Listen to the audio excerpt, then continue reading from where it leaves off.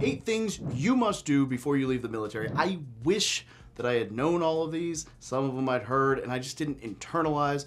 I thought that because I was financially free and successful and had built a little business outside of the military, transition would be smooth and none of the issues people talk about would happen to me. Boy, was I wrong. Please pay attention, because transitioning out of the military is harder than you think it's going to be. And the problem is, nobody who hasn't transitioned is still in the military. So you're getting guided by people who haven't done it to exit, and the people who have done it are gone to not guide you. So it's a whole show, and I'm here to help you out. Pay attention. Number 1 on the list is save money. And I know you're like, Dave, all the briefs from TRS and TAPS and all the things, they all talk about budget and save money and blip. Look, it's going to be more expensive than you think out there. You're not going to have the health insurance or the medical or the dental or the housing cover or the chow hall or the, like, if you do not budget to the end of the week, then you don't eat the rest of the week because you have no money. And you probably racked up your credit card because you're an idiot buying a charger. So, look, just have like a realistic savings expectation. In a perfect world, you'd have 6 months, at least, maybe even a year of funds so that you could transition and not have to worry about work and figure things out, and it'll buff and whatever. And then if you do get everything right, you can just invest all that into a syndication or a property and live happily ever after. But most of us knuckleheads get out and we have like $5,000 and we're like, this is good. And then that's like 1, 2, maybe 3 months. And you're like, oh, and then you take a job you don't like because you're hurried, and it's just not a good thing. So try to save for your exit ahead of time. Try to have a legitimate emergency fund. So ideally 6 months of your perceived expenses.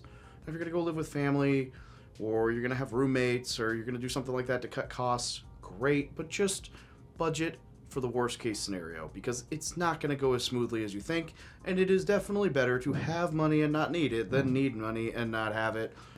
Trust me, been there. Number 2, and now I sound like a freaking broken record, but have a plan. I know, again, TRS, TAPS, blah, blah, blah, blah. Look, exiting the military is not the plan. That is a decision, and that's great. There's nothing wrong with that decision. I'm not here to, like, I left at 13 years, no pension. You know, I was a gunny select, like, I got it. You need to have some idea what you're going to be doing. If that's college and use the BAH and the GI Bill to figure things out, great. If that's starting a job, great. Ideally, you can start a job in the same kind of career field and have it right around when you're exiting, like you already have it lined up, so it's kind of a smooth transition, and it doesn't disrupt your eligibility for the VA loan because you show steady income and you're going into the same career field and all this other stuff. But that's usually doesn't pan out perfectly. So a lot of times you're leaving the military because you don't like what you do, which means you're going to go into a different job, which means you're either going to go to school, great, get a different kind of job, great, or you're going to flounder for a while you figure it out. And that's the part where this is just bad, right? So do not play the, like, fuck it, I'll figure it out, flounder, flounder, flounder game if you don't have to. Like, if you know that you're getting out of the military, spend that last 6 months to a year focusing on how you can make that transition smooth, coming up with a plan, finding something you are passionate about that you would like to do. Ideally, you could do a skill bridge internship with somebody doing what you want to do so that you can learn it and already have experience at that job and then get a job offer to continue doing it after the fact, which is great. But just whatever that plan is, sit down, like, spend a day or a weekend, pen, paper, off-grid, sit and think about what you want out of life and build a plan that helps you get there. So think, like, where do I want to be in 5 years? Great. How do I get there? What steps do I need to do? What can I do right now? What can I use TA for, tuition assistance? What can I use the U.S. MAPS program for, which is the military apprenticeship program? Like, how can I set myself up for success to achieve that in 5 years without, like, just hoping it works? Like, just take a day or two, pen, paper, if you have to take leave, whatever, like, get away from the world and just think. There is so much more power in thinking and planning than people imagine, and just take the time and do it. Number 3, spend time figuring out who you are. Not Dave the Marine. You know, if people ask who you are, like, take away the I'm a Marine, I do motor T, you know, I whatever. Even take away the like the fatherhood part or the husband part. Like, take away all those externally imposed identities. Sit down and figure out who the are you. Like, that is a harder question than you think. It really is. Like, what do you like to do? What are your hobbies? Did you lose them all while you were in the military? Do you still have them? What are they? What fires you up? What ignites your passion? What would you do if money was no object? What would you do all day? Like, what would your perfect day look like? And if your perfect day is sitting on a couch, smoking weed, eating Cheetos, doing nothing, I don't know, maybe like ignore that part and find something that could potentially bring you some kind of revenue. And it doesn't even need to be a money decision. Just who are you? What do you enjoy? Is it sports? Is it hobbies? Is it activities? Is it cars? Is it, you know, you're passionate about solving this problem in the world? Like, whatever that is, figure out your identity, who you are. You need to know that. Because I'll tell you, that and the next thing we're going to talk about are the two reasons that veterans actually struggle with mental health when they get out. Now, I mean, there are a lot of other factors, but those are the two biggest. Which leads us into number 4, which is having a purpose. Honestly, I would take a weekend, and I would, like, when I was in California, I did this several times, go to Idlewild. That's where I was. It's like this little podunk town in the mountains, very peaceful. I even rented a cabin that had no internet, no TV, and it was amazing. It was like a 1900s pine cabin in the mountains. I could walk to town to get food, and then I'd go on a hike one day. Like, I'd sit there and read half the day, think all evening, go on a hike the next day, think all evening, and I was alone, and it was peaceful, and it was amazing. It was even better when it was like the winter time, and there was like snow on the ground. And anyway, you should think through your plan, your identity, and then finally purpose. Like, what do you want your purpose to be in life? Because it's easy when you're in the service. Like, I'm serving our country. That's an incredibly powerful purpose. I'm helping others. I'm serving. I'm providing freedom. I'm a Marine. I'm making. There is no doubt that you're making a difference, right? It's like the quote that's attributed to Ronald Reagan. Some people spend an entire lifetime wondering if they made a difference in the world. Marines don't have that problem. That goes for all branches of the military. I was a Marine, so, you know, like, you have a purpose right now. It's gonna go away. Like it is, the moment you're out, gone. Like, that purpose is no longer. Sorry. So you gotta find another purpose. So you need to figure out who you are. Like, who the hell you really are. Have a plan. Your identity, purpose, those things. Because your mental health is gonna be your biggest struggle that first year you're out. And so you need to sit down, pen, paper. I say pen, paper, like, if you have to use a laptop or Google Keep on your phone or whatever, great. But I'm telling you, pen, paper, so powerful. Disconnect from the world and just think. And this should not be, like, do not be sitting there and thinking about the, like, was that possible? Can I achieve that? Am I capable of that? Like, don't limit yourself with all that. Just, in a perfect world where anything is possible, what do you want? Who are you? What purpose do you want to serve or create or drive, strive to fix, whatever that is? And when I say this, like, the Vice President-elect, J.D. Vance, was a freaking combat camera enlisted Marine in Fallujah. Honestly, he might have been an officer. I don't even know. I think he was enlisted. You're telling me that kid was sitting there driving around on the side of a Humvee, 20 years old, trying not to get blown up, watching people die, dealing with whatever comes with being a freaking Marine, like young Marine in Fallujah, and he was like, I want to be the vice president one day. Like, if he sat down and said that out loud, do you think there wouldn't be some kind of doubt in his mind that it might come true? Who cares? Ignore that. What do you want? It's possible. He just did it. Boy, did he sound good on stage. Like, the man can speak. The man can do whatever. Like, that is figure out what you want. Don't limit yourself by what you think you can or can't achieve.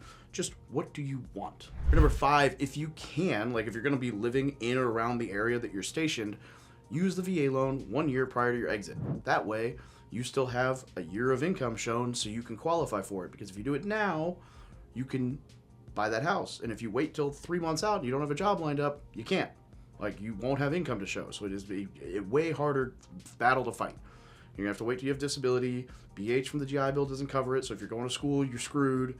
Like, unless your disability, like you live somewhere where your disability is enough to buy the place, which is not a whole lot of places.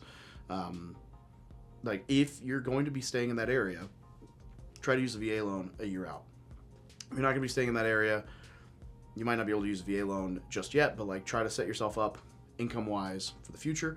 Talk to a lender. We've got lenders I can introduce you to. Talk to a lender and see how you could set yourself up so that you can use that benefit, because it's an incredible benefit. And I've got tons of videos on why that benefit's amazing and house hacking and everything. I'm even doing a webinar tonight. I'm not gonna like digress and go way down that rabbit hole, but just know having your housing covered, especially if you buy like a fourplex, so you live in one unit, rent out the other 3, and it pays for itself, and you don't have to pay for housing, is a huge way to set yourself up for success. Number 6, set yourself up with a community of like-minded people.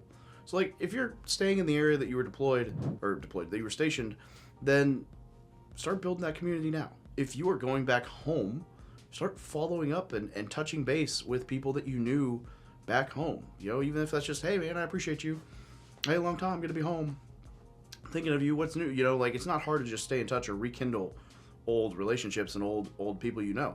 Like, that's easy. You just gotta put in a little effort and just be intentional about messaging them, reaching out, calling them, talking to them, whatever. So that when you get back, you've got people to hang out with. If you're going somewhere completely new, like I moved to Springfield, Missouri. The only connection I had to this place is I had been a recruiter, so I know high school principals and, you know, people that I'm never really gonna like associate with, ROTC leaders, whatever. And I know my now ex-wife's family. Not a huge community to roll back to. There's not a huge military presence here, at least not a huge Marine Corps presence. Fort Leonard Wood's like 90 minutes away. You know, there's some National Guard fucks, and there's like a Marine Corps Reserve unit. So, you know, tampons, yay. I'm talking shit. If you can't catch on to that, like, sorry. Don't be all offended and woo. Actually, you know what? Get super offended. Tell me how offended you are in the comments. It drives engagement. I'll appreciate it. And then, like, grow up, move on, and realize I don't mean talking. I was in the reserves. So for like 2 years after I got out, so like whatever. The point being, like, I did not have a huge military community here. I didn't have much of a community at all. And when the marriage failed, like, boy, was I in a bad spot emotionally, like mentally.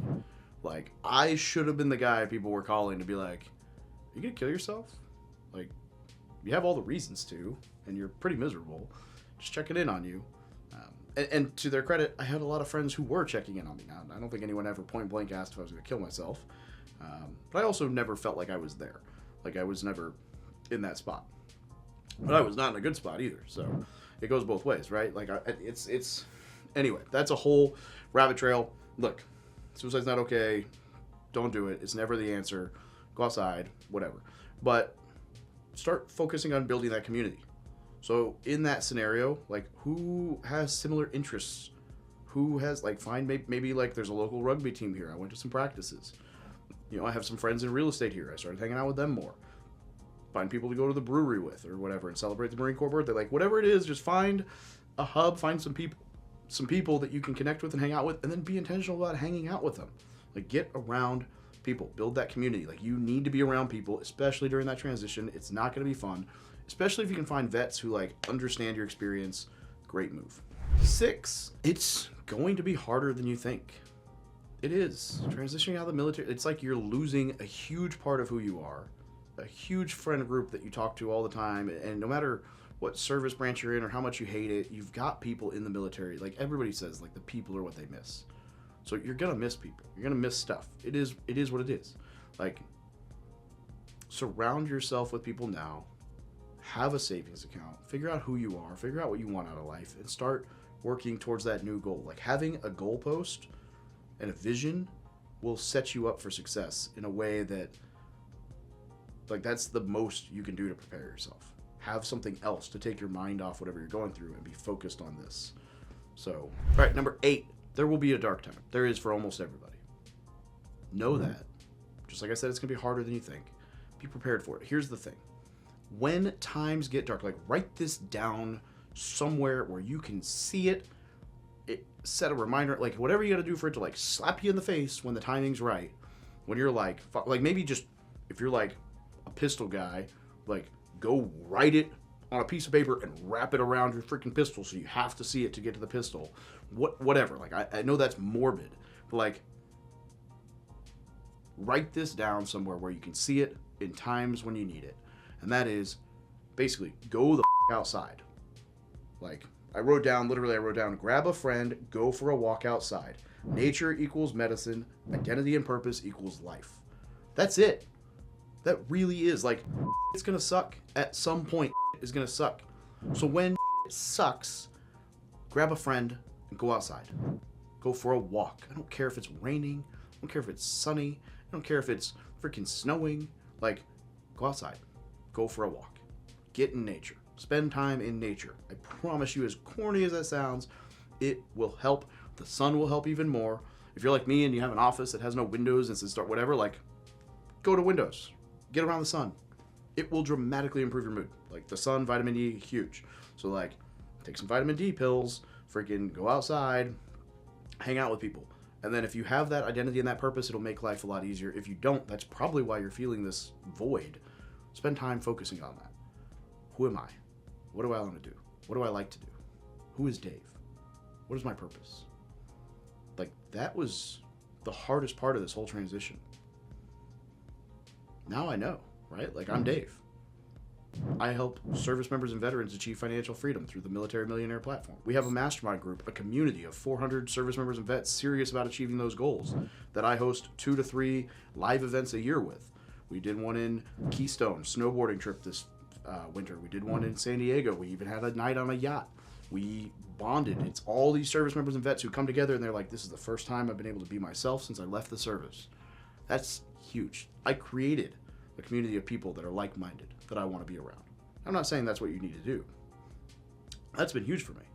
Being able to help service members, vets is rewarding, fulfilling. Yeah, it pays the bills, but it's rewarding. It's helpful. I have that community. I built a community that I love to be involved in. So like, that's all great. But then outside of that, right? Like, yeah, I'm a father. I'm a friend. I'm the funny guy. I'm the dude who says the shit you shouldn't say out loud. Like, that's me. It is what it is. Take it or leave it. Like, probably gotten myself shadow banned on TikTok a couple times, and Instagram, and whatever. I've even had people reach out to me and tell me, like, man, that post was inappropriate. I'm like, oh, that sucks. Like, you're right. I thought it was funny, so it went out. Like, I'm that guy. I am the guy that gets the title of that guy in a lot of scenarios. And that's okay. I enjoy being that goofball. It's fun. I'm the adventure guy. I'm the guy who's becoming known as jumping off at lakes, or off the house at an Airbnb into the pool, or like, just stupid crap. That's me. Why would I hide it? Like, be yourself. Figure that out. Figure out who you are. What gets you off in a good way? I mean, I guess getting off is always a good thing, but like, you know what I mean? Like, just spend that time. Figure that out. Leaving the military is harder than you think it's going to be. Spend time ahead of time preparing. And I don't mean going to TRS and TAPS. I mean figuring out who you are. Figuring out your purpose, your identity. What do you want out of life? It's all possible. The world's your oyster. As long as you don't play victim, it'll happen. Surround yourself with people who are doing the same things. Educate yourself. Work, push, push, push. You will achieve your goals. You will. You will achieve your goals. It is crazy to look back and realize how much of the stuff I wished had happened has. Hope this helps. It's hard to make a video about this because everyone's experience is different and it's not going to be easy. But hope this helps. Please comment down below, share, subscribe, whatever, all the things if you got something out of this, so that I can get in front of more veterans to help them before it's too late. This isn't some 22 a day push-up. This is like how to avoid getting to that place. Let's spend more time working on setting ourselves up to never be in that situation than what do we do once we're in that situation. That's ugly. This is fun. Create the life you want and go get it. Semper Fi.